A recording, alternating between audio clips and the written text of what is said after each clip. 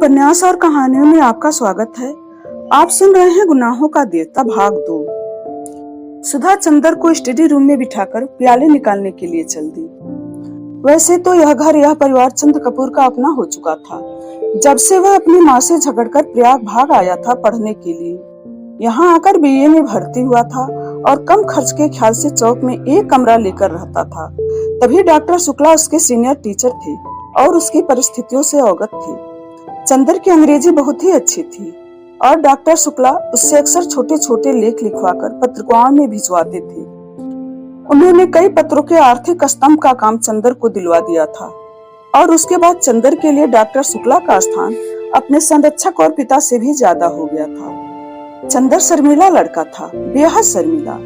कभी उसने यूनिवर्सिटी के वजीफे के लिए भी कोशिश न की थी, लेकिन जब बीए में वह सारी यूनिवर्सिटी में सर्वप्रथम आया तब स्वयं इकोनॉमिक्स विभाग ने उसे यूनिवर्सिटी के आर्थिक प्रकाशनों का वैज्ञानिक संपादक बना दिया था। एमए में भी वह सर्वप्रथम आया और उसके बाद उसने रिसर्च ले ली। उसके बाद डॉक्टर शुक्ला यूनिवर्सिटी से हटकर ब्यूरो में चले गए थे। अगर सच पूछा जाए तो उसके सारे करियर का श्रेय डॉक्टर शुक्ला को था, जिन्होंने हमेशा उसकी हिम्मत बढ़ाई और उसको अपने लड़के से बढ़कर माना।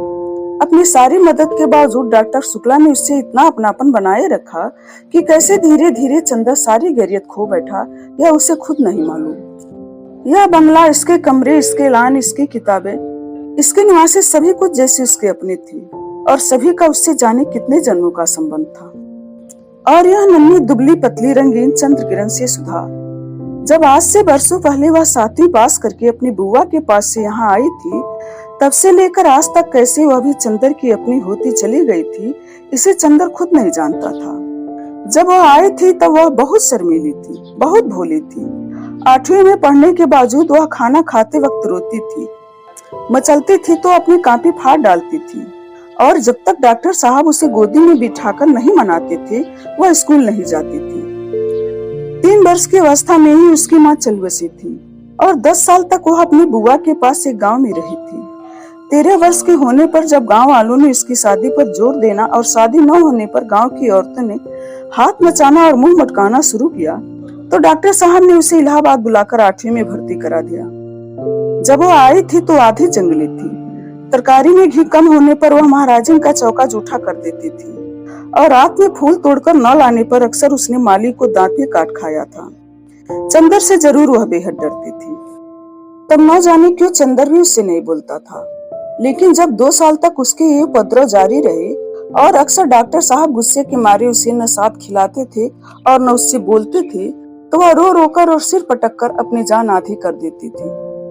तब अक्सर चंदर ने पिता और पुत्री का समझौता कराया था, अक्सर सुधा को डांटा था, समझाया था और सुधा घर भर में अल्हड़ पुरवाई और विद्रोही झोंके की तरह तोड़ फोड़ मचाती रहने वाली सुधा चंदर की आंख के इशारों पर सुबह की नसीम की तरह शांत हो जाती थी। कब और क्यों उसने चंदर के इशारों का यह मौन अनुशासन स्वीकार कर लिया था यह उसे खुद नहीं मालूम था और यह सभी कुछ इतने स्वाभाविक ढंग से इतना अपने आप होता चला गया कि दोनों में से कोई भी इस प्रक्रिया के वाकिफ नहीं था, कोई भी इसके प्रति जागरूक न था। दोनों का एक दूसरे के प्रति अधिकार और आकर्षण इतना स्वाभाविक था जैसे शरद की पवित्रता या सुबह की रोशनी।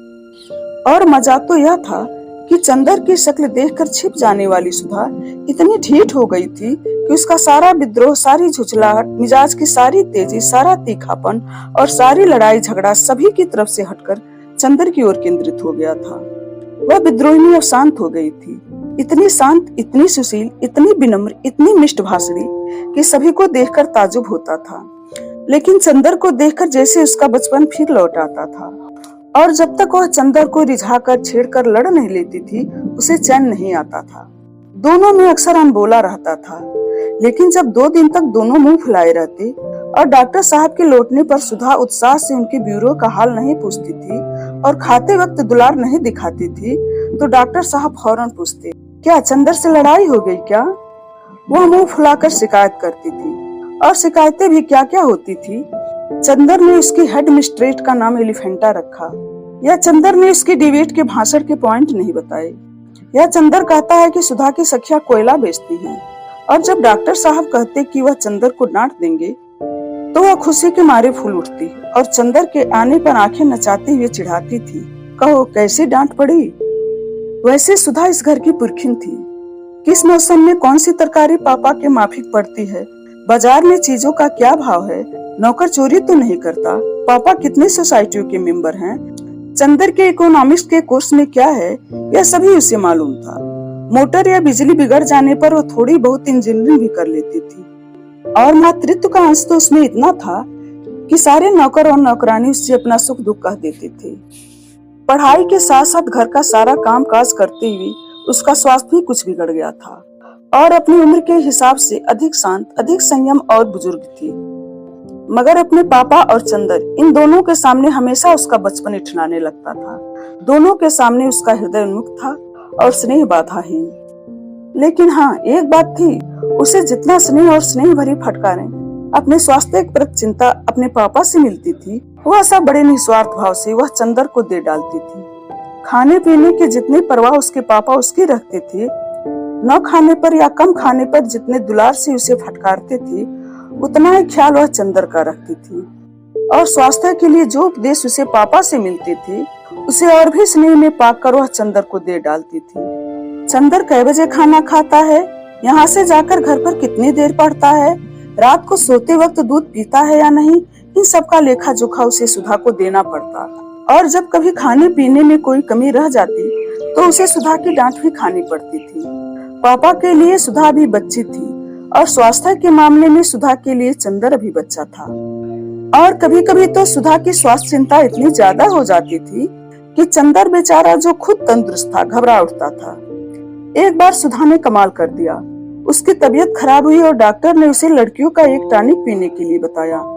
इम्तिहान में जब चंदर कुछ दुबला सा हो गया तो सुधा अपनी बची हुई दवा ले आई और लगी चंदर से जिद करने कि पियो इसे। जब चंदर ने किसी अखबार में उसका विज्ञापन दिखाकर बताया कि लड़कियों के लिए है, तब कहीं जाकर उसकी जान बची।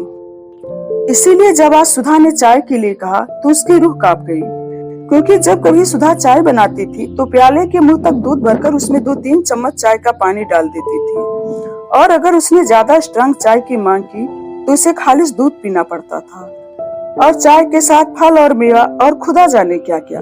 और उसके बाद सुधा का इसरार, न खाने पर सुधा का गुस्सा और उसके बाद की लंबी चौड़ी मनहार, इन सबसे चंदर बहुत घबराता था। लेकिन जब सुधा उसे स्टडी रूम में बिठलाकर जल्दी से चाय बना लाई तो उसे मजबूर होना पड़ा और बैठे बैठे बड़ी निहायत बेबसी से उसने देखा कि सुधा ने प्याले में दूध डाला और उसके बाद थोड़ी सी चाय डाल दी। उसके बाद अपने प्याले में चाय डालकर और 2 चम्मच दूध डालकर आप ठाठ से पीने लगे और बेतकल्लुफी से दूधिया चाय का प्याला चंदर के सामने खिसकाकर बोली, पीजिए, नाश्ता आ रहा है। चंदर ने प्याले को अपने सामने रखा और उसे चारों तरफ से घुमाकर देखता रहा कि किस तरफ से उसे चाय का अंश मिल सकता है। जब सभी ओर से प्याले में क्षीर सागर नजर आया तो उसने हार कर प्याला रख दिया। पीते क्यों नहीं? सुधा ने अपना प्याला रख दिया। पिए क्या, कहीं चाय भी हो? तो और क्या, खालिस चाय पीजिएगा। दिमागी काम करने वालों को ऐसी ही चाय पीनी चाहिए। तो मुझे सोचना पड़ेगा मैं चाय छोड़ू या रिसर्च। न ऐसी चाय मुझे पसंद, न ऐसा दिमागी काम। लो, आपको विश्वास नहीं होता? मेरी क्लास फेलो है गेसु काजमी, सबसे तेज लड़की है। उसकी मम्मी उसे दूध में चाय उबाल कर देती है। क्या नाम है तुम्हारी सखी का? गेसु।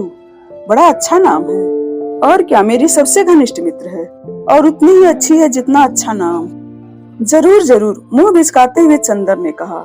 और उतनी ही काली होगी जितने काले गेसु। धत, शर्म नहीं आती किसी लड़की के लिए ऐसा कहती हुई? और हमारे दोस्तों की बुराई करती हो तब? तब क्या, वे सब तो हैं ही बुरे। अच्छा तो नाश्ता, पहले फल खाओ। और वह प्लेट में छील छील कर संतरा रखने लगी। इतने में जो ही वह झुककर एक गिरे हुए संतरे को नीचे से उठाने लगी कि चंदर ने झट से उसका प्याला अपने सामने रख लिया और अपना प्याला उधर रख दिया और शांत चित्त से पीने लगा। संतरे की फांके उसकी ओर बढ़ाते हुए जो ही उसने एक घूंट चाय ली तो वह चौंक कर बोली, अरे यह क्या हुआ? कुछ नहीं, हमने इसमें दूध डाल दिया। तुम्हें दिमागी काम बहुत रहता है। चंदर ने ठाठ से चाय पीते हुए कहा। सुधा कुढ़ गई, कुछ बोली नहीं। चाय खत्म करके चंदर ने घड़ी देखी।